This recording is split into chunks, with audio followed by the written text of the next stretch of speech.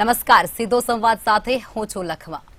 Gujarat global vibrant summit 2024ને લઈ વડાપ્રધાન તેમજ દેશ વિદેશના વડા, ઇન્ટરનેશનલ કંપનીના સીઈઓ અને ડેલિગેટ્સ પણ ગુજરાતના પ્રવાસે છે, ગુજરાતની મુલાકાતે છે. અને તે અંતર્ગત વડાપ્રધાનના હસ્તે ટ્રેડ શોનું ઉદ્ઘાટન કરવામાં આવ્યું હતું, જેમાં વિવિધ સ્ટોલ લગાવવામાં આવ્યા હતા. વડાપ્રધાન સાથે મોઝામ્બિકના રાષ્ટ્રપતિ પણ જોડાયા હતા. બંને દિગ્ગજોએ ટ્રેડ શોમાં વિવિધ સ્ટોલની મુલાકાત પણ કરી હતી.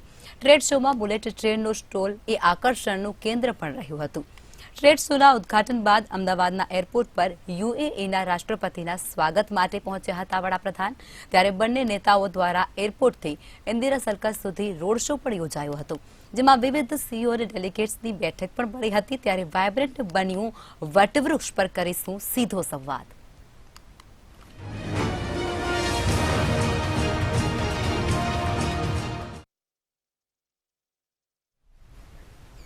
ચર્ચાની શરૂઆત કરશું. ચર્ચામાં ભારતીય જનતા પાર્ટીમાંથી સ્નેહલભાઈ જોશી જોડાયા છે અને કોંગ્રેસમાંથી અશોકભાઈ પંજાબી જોડાઈ ચૂક્યા છે.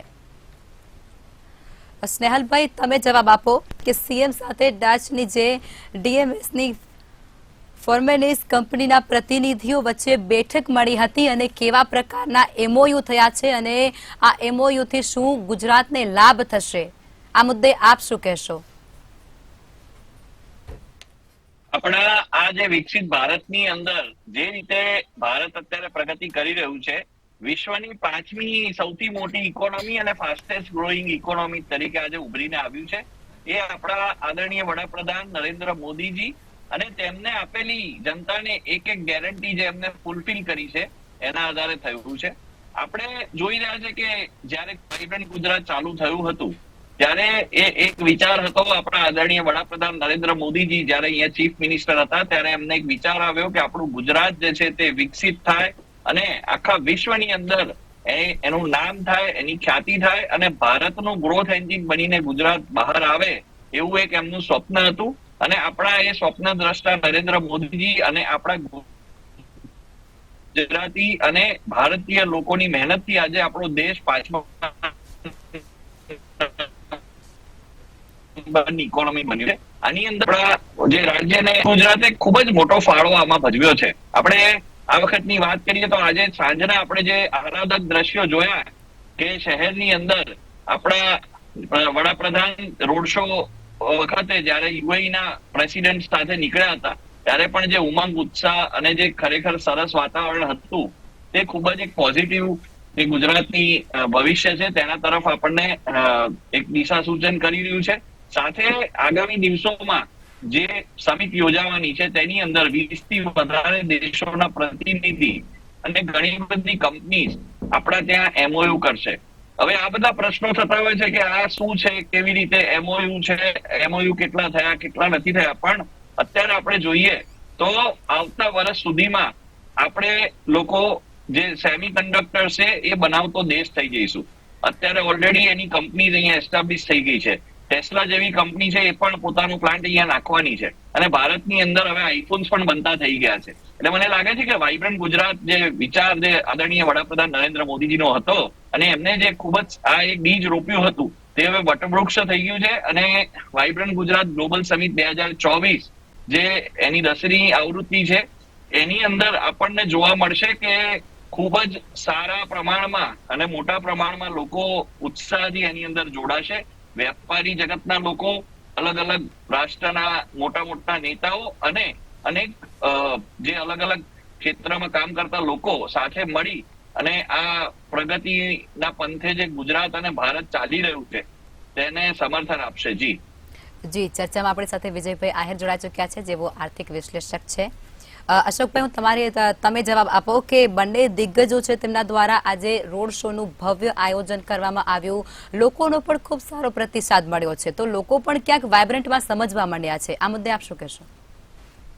વાઇબ્રન્ટ ગુજરાતનું જે ઇવેન્ટ છે અને આ જે અત્યારે આયોજન છે એ પહેલી વાર થઈ રહ્યું નથી. એ 10મો ઇવેન્ટ છે. દર 2 વર્ષે વાઇબ્રન્ટ ગુજરાતમાં આપણે વિદેશી મહેમાનો, દેશી મહેમાનો, ઉદ્યોગપતિઓ, વ્યાપારીઓ એ બધાને આપણે ગુજરાતમાં આમંત્રિત કરીએ છીએ અને એમની સાથે એમઓયુ પણ કરવામાં આવે છે. અને આપણે એમને એક વસ્તુ સામે મૂકીએ છીએ કે તમે ગુજરાતમાં ઇન્વેસ્ટ કરો તો તમને આટલી સહુલિયત મળશે. એ બહુ સારો ખ્યાલ છે.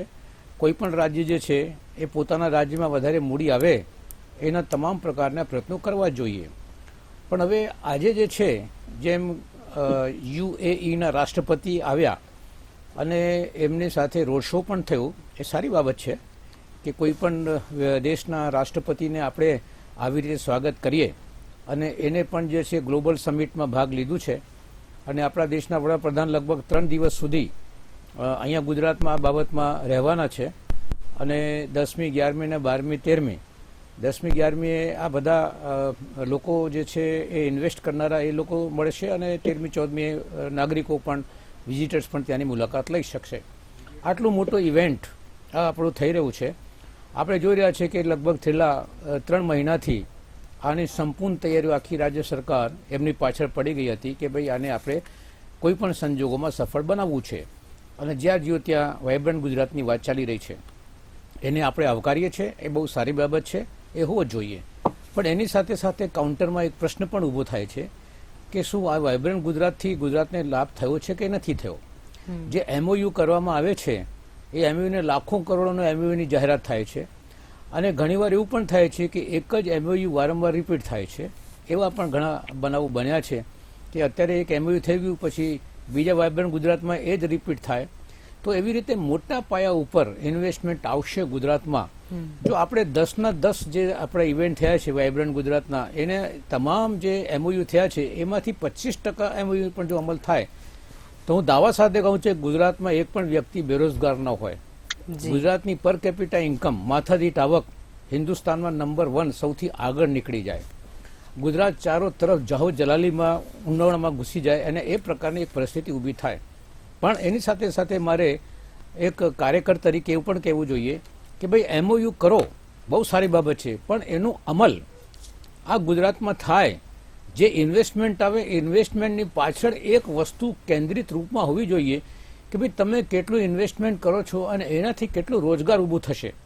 આજે શિક્ષિત બેરોજગારો અને અશિક્ષિત બેરોજગારીની સંખ્યા ગુજરાતમાં 15 થી 18 લાખ છે અત્યારે પણ. અને ખાસ કરીને તમે કહી શકો છો કે જે ગ્રામીણ વિસ્તારમાં બેરોજગારી છે એ શહેરી વિસ્તારમાં જે બેરોજગારી છે એમાં શહેરી વિસ્તારમાં બેરોજગારી ગ્રામીણ વિસ્તાર કરતાં વધી રહી છે. ભણેલા ગણેલા લોકોને રોજગાર મળતો નથી. તો આ બાબતે પણ સરકારે ધ્યાનમાં રાખવું જોઈએ. અને વાઇબ્રન્ટ ગુજરાતને આપણે આવકારીએ છીએ, પણ એના પરિણામો જે છે રાજ્યના લોકોને મળે, બેરોજગારી દૂર થાય, જાવ જલાઈ પડે. ફક્ત મુઠ્ઠીભર લોકો પાસે બધી મૂડી ભેગી થઈ જાય અને વધારે પ્રમાણની અંદર જે છે એ અસમાનતા, આર્થિક અસમાનતા વધતી જાય. છેલ્લે એક જ વાત હું કહેવા જાઉં છું કે મને એટલું યાદ છે કે 25 વર્ષ પહેલા આપણો જે ગુજરાત છે એ પર કેપિટા ઇન્કમમાં માથાદીઠ આવકમાં આખા દેશમાં નંબર 3 ઉપર હતું. પહેલા દિલ્હી હતું, બીજું હરિયાણા હતું અને ત્રીજું ગુજરાત હતું. કે ગુજરાતના લોકોની માથાદીઠ આવક નંબર 3 પર હતી. અત્યારે માથાદીઠ આવકમાં ગુજરાત નંબર 9 ઉપર પહોંચી ગયું છે. આટલું વાઇબ્રન્ટ સેશન હોવા છતાં પણ આવું કેમ થાય છે? એક પ્રકારની આત્મ આલોચના અને એક આત્મખોજ કરવાની તાકીદની જરૂર છે. હું ભગવાનને પ્રાર્થના કરું છું કે આ વાઇબ્રન્ટ સફળ થાય, એમાં જેટલા MOU થાય છે એનો અમલ થાય અને ગુજરાતની બેરોજગારી દૂર થાય. જી અશોકભાઈ, આ બેરોજગારીનો પ્રશ્ન ખૂબ જ સારો છે. આપણે એનો જવાબ સ્નેહલભાઈ પાસેથી મેળવીશું, પરંતુ વિજયભાઈ આહિર જોડાયા છે તો આપણે એની પાસેથી એક જવાબ મેળવી લઈએ. વિજયભાઈ, આપ જણાવો કે વાઇબ્રન્ટ ગુજરાતમાં બ્રાન્ડિંગ સાથે બોન્ડિંગ પણ જોવા મળી રહ્યું છે અને એ વસ્તુ આપણે તેના પરથી કહી શકાય કે જે રોડ શો યોજાયો હતો તેના પરથી સાફ વર્તાઈ રહ્યું છે. શું કહેશો આ મુદ્દે આપ? જુઓ, કોઈ પણ ઇવેન્ટની સક્સેસફુલનેસ એના ઉપરથી ડિસાઇડ થતી હોય છે કે ઇવેન્ટ કેટલી સસ્ટેન થાય છે. બહુ બધા રાજ્યો બહુ બધી ઇન્વેસ્ટમેન્ટ સમિટ ગોઠવી ચૂક્યા છે, પણ જવલ્લે જ એવી કોઈ investment state sponsored investment summit હશે જે 20 વર્ષ સુધી લાંબી ચાલી હોય. 2003માં માન્ય ત્યારના મુખ્યમંત્રી શ્રી મોદીજીએ એક વિઝન લઈને આવ્યા હતા કે ભાઈ ગુજરાતમાં બહારનું ઇન્વેસ્ટમેન્ટ પણ આવે. ત્યારે ગુજરાતની ગણના એવા રાજ્યોમાં થતી હતી કે જ્યાં પોલિટિકલ સ્ટેબિલિટી એટલી બધી નથી, વારે તહેવારે કોમ્યુનલ રાઇટ્સને લીધે કંઈક ને કંઈક અરાજકતા રહેતી હતી, કંઈક ને કંઈક નેચરલ ક્લેમિટીને લીધે એટલું બિઝનેસ કન્ડ્યુસિવ એન્વાયરમેન્ટ પરસીવ નહોતું થતું લોકોને કે ભાઈ ગુજરાત જેવા રાજ્યમાં ઇન્વેસ્ટમેન્ટ કરવામાં આવે. એવા વિપરીત સંજોગોમાં મોદીજીએ એ ઇવેન્ટ ની ઉદ્ઘોષણા કરી અને ત્યારથી આજે ઓલમોસ્ટ 20 વર્ષની ઉપર કોવિડના અમુક વર્ષોને બાદ કરતા દરેક વર્ષે આ વાઇબ્રન્ટ ગુજરાત સમિટ થઈ છે. સાહેબે બહુ બધા આંકડા કીધા કે ભાઈ આ એમઓયુઝ બધા થાય છે, જો એ બધા ફળીભૂત થઈ જાય તો ઓબ્વિયસલી કોઈ પણ શિક્ષિત માણસ બેરોજગાર ના રહે. પણ કોઈ પણ વસ્તુને કોઈ એક જ લેન્સથી જોવું એ હિતાવહ નથી. તમે જુઓ આ સમિટથી ગુજરાતની પોર્ટ પોલિસી થકી ગુજરાતના જે જીવાદોરી સમાન કહી શકાય એવા પ્રાઇવેટ પોર્ટ્સ કેટલા બધા વિકસ્યા છે. સાથે સાથે તમે જુઓ ટાટા નેનોનો જે પ્રોજેક્ટ છે એ એક મોદીજીના એક સુસ્વાગતમ મેસેજથી કેવી રીતે બેંગલમાંથી અહીંયા ટ્રાન્સફર થયેલો હતો અને એના પાર્ટ રૂપે વાઇબ્રન્ટ ગુજરાત સમિટ પણ ક્યાંક ને ક્યાંક રહેલી હતી. તો આવા કેટલાય પ્રોજેક્ટ્સ ગુજરાત જોઈ ચૂક્યું છે. નેનો બંધ થઈ ગયું, નેનો બંધ થઈ ગયું પણ આવ્યું તો ખરું ને સર. સી લાઈક કોઈ પણ બિઝનેસ છે એ કઈ સદીઓ સુધી ચાલવાનો નથી. એચએમટી બંધ થઈ ગયું. હા, એચએમટી જેવા મોટા મોટા સરકારી સંસ્કરણો કોંગ્રેસે સ્થાપિત કર્યા હતા. જેમ જેમ ટેકનોલોજી વિકસિત થાય છે, જેમ જેમ બિઝનેસના પરિબળો ચેન્જ થાય છે, એ સ્વાભાવિક છે કે ભાઈ વસ્તુઓ ચાલવાની બંધ થવાની. પણ એની પાછળ આપણે જે સિન્સિયર એફર્ટ મૂકવામાં આવી છે ગવર્નન્સની એ આપણે નકારી ના શકીએ. ઓબ્વિયસલી કેટલીય જગ્યાએ એમઓયુ ફળીભૂત થતા પણ નથી, એ પણ આપણે માનવાનું રહ્યું જ. પણ એનો મતલબ એવો નથી કે ભાઈ આપણે ફક્ત નેગેટિવ પાસાઓ ઉપર જ ધ્યાન આપીએ. આજની જે સમિટમાં યુએઈના જે રાષ્ટ્રપતિ જોડે એમને ચીફ ગેસ્ટ તરીકે બોલાવવામાં આવ્યા છે, રોડ શો કરવામાં આવ્યો. થોડાક સમય પછી ત્યાં COP28ની સેમિનાર પણ થવાની છે યુએઈમાં, જેમાં મોદીજી પણ જવાના છે. તો it is almost like nation building, like relation building exercise between Nations as well. તો આને એક આપણે ઇન્વેસ્ટમેન્ટ સમિટથી ઉપર આ એક ડિપ્લોમેટિક ઇવેન્ટ તરીકે પણ જોવામાં આવે છે આને. અને જે રીતનું લોકોનું ફોકસ મોટા મોટા ઇન્ડસ્ટ્રીયાલિસ્ટનું, મોટા મોટા નેશન્સનું ગુજરાત ઉપર પ્રસ્થાપિત થાય છે. તમે જુઓ એવું કહેવામાં આવે છે કે ટેસ્લા પણ ક્યાંક ને ક્યાંક અહીંયા હવે ગુજરાતમાં ઇન્વેસ્ટમેન્ટ કરશે. ટેસ્લાનો કોઈક પ્લાન્ટ અહીંયા સ્થપાશે. એની પાછળ બહુ બધી વસ્તુઓ છે. જોવામાં આવે કે ભાઈ શું એટલા રોજગાર જનરેટ થશે કે નહીં થાય. બટ આપણે દરેક વસ્તુને એક જ પ્રિઝમથી જોશું તો ક્યારેય પ્રોગ્રેસ થશે નહીં. Obviously there needs to be balance strike between progress અને લાર્જર જે પબ્લિક ગુડ છે એની વચ્ચે, કે ભાઈ એમ્પ્લોયમેન્ટ જનરેટ થાય. પણ હાઈટેક ઇન્ડસ્ટ્રી હંમેશા એ તરીકે જોવામાં આવી છે કે જ્યાં માસ લેબરનું એબ્સોર્પ્શન નથી થતું. જેટલી પણ લેબર આવે છે ત્યાં હાઈટેક સ્કિલ લેબર જ ઇન્વોલ્વ થતી હોય છે. પણ એનું જે જીડીપીમાં કન્વર્ઝન થતું હોય છે એ ખૂબ જ વધારે થતું હોય છે. તમને ખાલી એક જ આંકડો આપું. ગુજરાતમાં ફોરેન ડાયરેક્ટ ઇન્વેસ્ટમેન્ટ છેલ્લા 10 વર્ષમાં તમે જોવા જાઓ તો બધા રાજ્યોની જેટલું પણ ઇન્ડિયામાં થતું હોય છે એ ઓલમોસ્ટ 13 to 14% ગુજરાતમાં આવતું હોય છે. તો એમાં વાઇબ્રન્ટ ગુજરાત સમિટ એ એક ખૂબ જ ક્રિટિકલ ઇવેન્ટ તરીકે ભાગ ભજવે છે. અને એફડીઆઈ છે એ બેલેન્સ ઓફ પેમેન્ટ, એટલે કે તમે કેટલું ઇન્વેસ્ટમેન્ટ ઇન્ડિયામાં આવે છે ને તમે કેટલું ખરીદ શક્તિ તરીકે તમારે જો ઇમ્પોર્ટ કરવું હોય તો કેટલા રૂપિયા તમે બહાર મોકલો છો, એનું બેલેન્સ ઓફ પેમેન્ટ છે. જી સર, થોડું ઉમેરી દઉં કે વાઇબ્રન્ટ થી ગુજરાત સાથે ગુજરાત અને સીધું જોડાઈ રહ્યું છે, વિશ્વ સાથે ગુજરાત સીધું જોડાઈ રહ્યું છે તેવું ગૃહમંત્રી હર્ષ સંઘવી દ્વારા હાલ નિવેદન આપવામાં આવી રહ્યું છે. તો આ વસ્તુને આપ કઈ રીતે જોઈ રહ્યા છો? કેટલી કંપનીઓ છે તે આ વખતે ગુજરાતના સાથે એમઓયુ કરશે અને કેટલું મૂડી રોકાણ થશે? તમને કોઈ અંદાજો ખરો? જો ઓલમોસ્ટ 58 એમઓયુઝ થઈ ગયા છે. અંદાજો અત્યારે એવું કહેવામાં આવે છે કે 7.5 લાખ કરોડ ના ઓલમોસ્ટ ઇન્વેસ્ટમેન્ટના એમઓયુ થશે. ડાયરેક્ટ ઇનડાયરેક્ટ જે એમ્પ્લોયમેન્ટ જનરેટ થશે એ ઓલમોસ્ટ 30 લાખની આસપાસ જનરેટ થશે. પણ કોઈ પણ પ્રોજેક્ટનો જેસ્ટેશન પીરિયડ ખૂબ જ લાંબો હોય છે. આપણે ધારો કે અત્યારે એક પ્રોજેક્ટ અનાઉન્સ કરીએ તો એને કન્સેપ્ચ્યુલાઇઝ કરીને એન્જિનિયરિંગ ડિઝાઇનમાં ગયા પછી કન્સ્ટ્રક્ટ થઈને એક્ઝિક્યુટ થતા મેગા પ્રોજેક્ટ્સને વર્ષો વીતી જતા હોય છે. So this would be happening over the period of time. રાતોરાત તમે કહો કે ભાઈ આ પ્રોજેક્ટ આવી ગયો એટલે તરત જ એ ફળીભૂત થઈ જાય, શક્ય નથી. એ બધા જાણે પણ છે.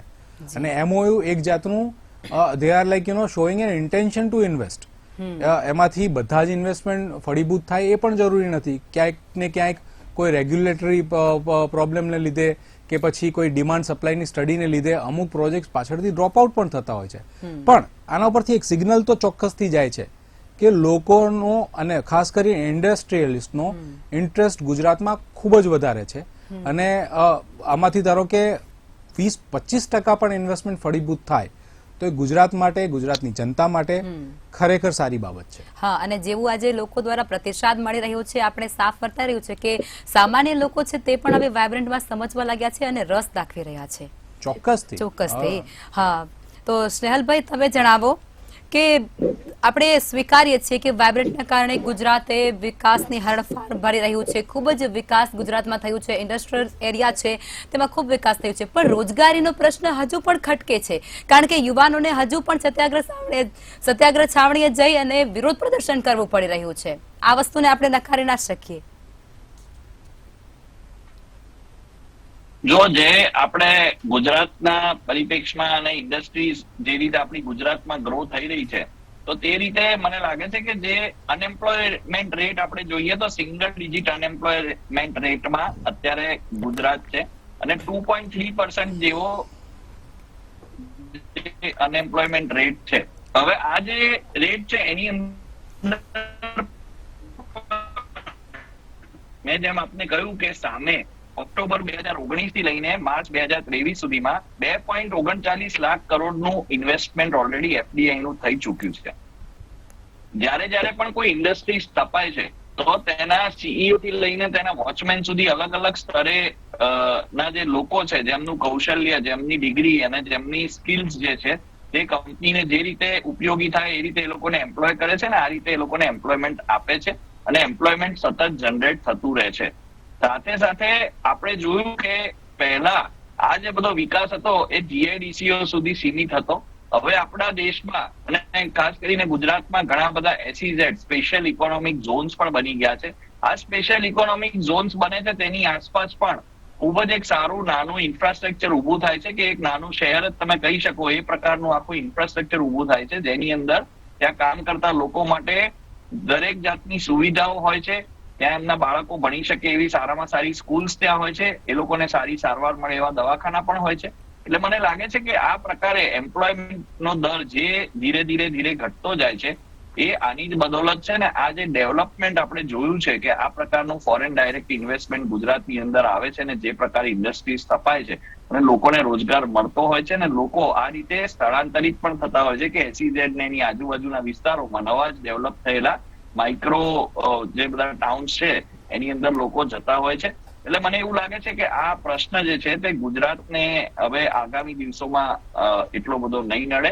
અને સાથે મારે એ પણ એડ કરવું છે કે અત્યારે વાઇબ્રન્ટ ગુજરાતની અંદર જે પ્રકારે લોકો ભાગ લે છે અને આપણે બહુ મહત્વપૂર્ણ વાત કીધી કે આજે એક સામાન્ય વ્યક્તિ પણ પોતાની જાતને એની સાથે રિલેટ એટલે કરી શકે છે કારણ કે વાઇબ્રન્ટનો જે વ્યાપ વધ્યો છે અને 2003 થી લઈને 2023 આજે 20 વર્ષના ગાળામાં જે રીતે વાઇબ્રન્ટ ગુજરાતનો એક વિચાર, જેમ મેં આપને કહ્યું કે આદરણીય નરેન્દ્ર મોદીજીએ જે એક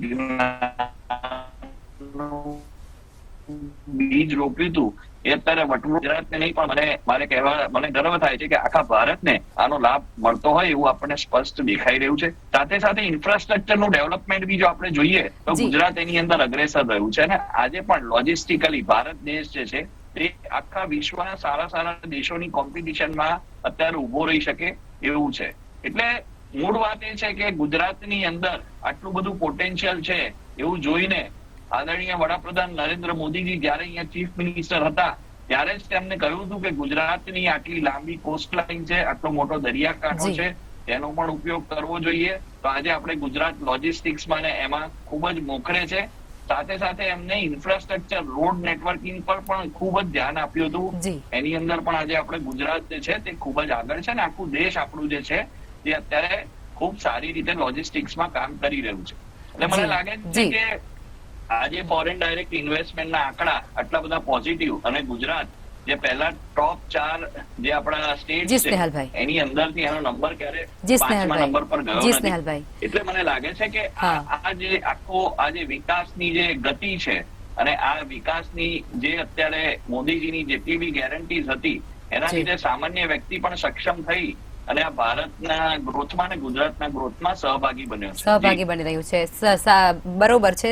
પણ હું અહીંયા એક વસ્તુ તમને એ પણ કહીશ સ્નેહલભાઈ, કે જે પ્રમાણે તમે વાત કરી એ પ્રમાણે આપણે બેરોજગારીનો મુદ્દા ઉપર જો પોઈન્ટ ઓફ વ્યૂ વાત કરીએ ને તો એમાં વાત એવી આવે છે કે આપણું ક્યાંક ગુજરાતનું શિક્ષણ કાં તો એટલું નબળું હોવું જોઈએ કે આપણે ત્યાંથી એવા એમ્પ્લોય તૈયાર નથી થતા કે જે આ બહારથી વિદેશી કંપનીઓ આવે છે તેમાં પોતે ત્યાં જઈ શકે. એટલા માટે ક્યારેક બેરોજગારી વધતી જતી હોય છે, અથવા તો બેરોજગારીનો જે દર છે તે ઘટવાનું નામ નથી લેતું.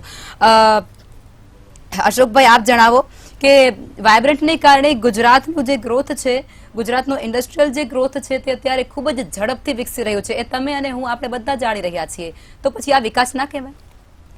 ના, હું ફરીથી આ વાઇબ્રન્ટને આવકારું છું. એ સારી દિશાના સારા પ્રયાસો છે, અને કોઈ મૂડી આપણા રાજ્યમાં આવતી હોય તો આવકારદાયક છે. પણ હું માનું છું કે જે સિસ્ટમ છે, નેશનલ સિસ્ટમ, જે રાષ્ટ્રીય વ્યવસ્થા હોય, એ વ્યવસ્થાના 3 ભાગો હોય છે: રાજકીય, સામાજિક અને ધાર્મિક. અને આ જે વ્યવસ્થાના ભાગો છે એમાં કોઈ પણ વ્યવસ્થાની અંદર, દાખલા તરીકે આર્થિક હોય કે સામાજિક હોય કે રાજનૈતિક હોય, એમાં કોઈ બનાવ બને તો એ બનાવનું વસ્તુગત અવલોકન કરવાની આવશ્યકતા છે. ઓબ્જેક્ટિવ એનાલિસિસ હોવું જોઈએ. એનું સારુંપણું અને નરસુંપણું, પોઝિટિવ અને નેગેટિવ બંને પહેલુંનું બરાબર સંતુલન આપણે રાખીએ તો આપણે સત્યને પકડી શકીએ છીએ. માત્ર આપણે પ્રશંસા કરીએ તો આપણે એના નેગેટિવ પહેલુની અવહેલના કરી રહ્યા છે, એટલે આપણે સત્યથી ભાગી રહ્યા છે. માત્ર આપણે એને નેગેટિવ વાત કરીએ તો અને પોઝિટિવ વાત નહીં વિચારીએ તો એનું મતલબ આ છે કે આપણે સત્યથી ભાગી રહ્યા છે. એટલે મારો એટલો જ મુદ્દો છે કે એક બાજુ આપણે આવકાર તો આપીએ છીએ, પણ શું આનાથી રાજ્યની પ્રજાને ફાયદો થવાનું છે કે નથી થવાનું, કે કોને થવાનું છે? આજે 10મો આ વાઇબ્રન્ટ ગુજરાત છે, અને અમારા પ્રબુદ્ધ મિત્રે વાત કરી કે 7.5 લાખ કરોડ જે છે એ MOU થાય. જો આ થાય અને 7.5 લાખ કરોડનું ઇન્વેસ્ટમેન્ટ થાય તો હું નથી માનતો ગુજરાતમાં એક પણ બેરોજગાર વ્યક્તિ આપણને મળી શકે. અશોકભાઈ, રોકવા માંગીશ. વિજયભાઈ, આપ ટૂંકમાં જણાવી દો કે સેમિકન્ડક્ટર પોલિસી આ વખતે બનાવવામાં આવે છે, તો એ શું પોલિસી છે અને એના દ્વારા કેવા કેવા ફાયદાઓ થશે? ટૂંકમાં જણાવજો. શ્યોર. જો સેમિકન્ડક્ટર એક એવું કમ્પોનન્ટ છે જે ઇલેક્ટ્રોનિક આઇટમના મેન્યુફેક્ચરમાં એક પાયાના એકમ તરીકે યુઝ થાય છે. હવે આપણે જો બેઝિકલી જોવા જઈએ તો મોબાઈલ્સ છે, લેપટોપ્સ છે, ઇવન એવા ઇલેક્ટ્રોનિક સંસ્કરણ છે જ્યાં સેમિકન્ડક્ટર્સ અને ઇવન ચિપ બેઝ જે કમ્પોનન્ટ્સ છે એનું મેન્યુફેક્ચરિંગ થાય તો વૈશ્વિક લેવલે એની ખૂબ જ ડિમાન્ડ રહેલી છે. અને નાના નાના નેશન્સ, તમે જુઓ તાઇવાન છે, એમને ઇકોનોમિક પાવર હાઉસ બનાવવાવાળું આ એક કમ્પોનન્ટ સેમિકન્ડક્ટર ચિપ્સ એ રહેલી છે. એટલે એને લગતા મેન્યુફેક્ચરિંગને લગતી પોલિસી જાહેર કરવામાં આવી છે. મેજર સેમિકન્ડક્ટર મેન્યુફેક્ચરિંગ કંપનીઝ ગુજરાતમાં સાણંદમાં GIDCની અંદર ઓલમોસ્ટ એમનું કન્સ્ટ્રક્શન ને બધું હવે ચાલુ થઈ રહ્યું છે. તો એને લગતી SOPs, એને એ વસ્તુને વધારે ને વધારે જોબ મળે એને લગતા ફાયદા પુટઅપ કરવામાં આવી રહ્યા છે. એટલે આ બધું જોતા એમ થાય છે, સાહેબે કીધું સાચી વાત કીધી, આઈ કમ્પ્લીટલી એગ્રી વિથ હિમ કે 7.5 લાખ કરોડના MOU બધા જો ફળીભૂત થઈ જાય તો પછી બધાને 365 દિવસ દિવાળી રહે. બટ એ શક્ય નથી, એ આપણે પણ માનીએ છીએ. પણ એમાંથી 10% પણ જો થાય તો ખોટું શું છે? સો there is nothing wrong in this thing. તો બેસી રહેવું, એનાથી પ્રયત્ન કરવો, ઓબ્વિયસલી જે પણ થાય એ કઈ ખોટું નથી. એનાથી જો જેટલા પણ પ્રોજેક્ટ્સ આવશે એટલી ટેક્સ રેવન્યુ વધારે જનરેટ થશે, અને એટલું ને એ ટેક્સ રેવન્યુ જો વધારે જનરેટ થશે એ રૂપિયા લોકોની સુખાકારી માટે વપરાશે. સમયનો અભાવ છે, રોકવા માંગીશ. સ્નેહલભાઈ, વિજયભાઈ અને અશોકભાઈ અમારી સાથે ચર્ચામાં જોડાયા તે બદલ ધન્યવાદ.